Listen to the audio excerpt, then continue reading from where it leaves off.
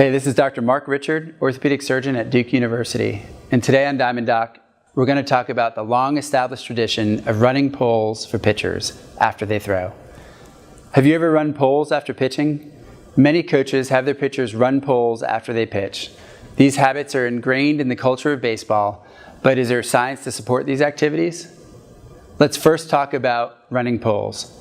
Many players can relate to this activity, running along the outfield fence from one foul pole to the other and back a certain number of times depending upon the number of pitches or innings thrown. This is reportedly to help dissipate the buildup of lactic acid in the throwing arm and to make the process of recovery more effective. To understand this, let's first talk about what lactic acid is and where it comes from.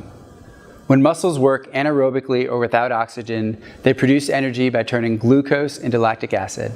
This works for short periods of time for strenuous activities. Excess lactic acid and other metabolites can accumulate in the muscles and limit recovery. Aside from causing soreness or burning in the muscles, they can slow down muscle contractions and limit peak performance. So does running poles actually decrease the lactic acid buildup in muscles? A study in the Journal of Athletic Training evaluated the levels of lactic acid in college pitchers after simulated games.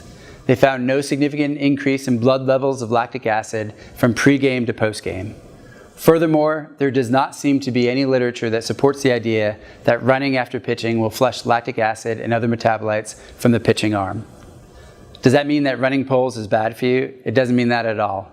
It simply means that the perception of running poles to mobilize lactic acid and the toxic metabolites that accumulate in the throwing arm is likely false. The value in running those poles is not specifically targeted at lactic acid. Next time, we will talk about strategies for maximizing recovery after pitching. Until then, do you have questions about running poles after pitching?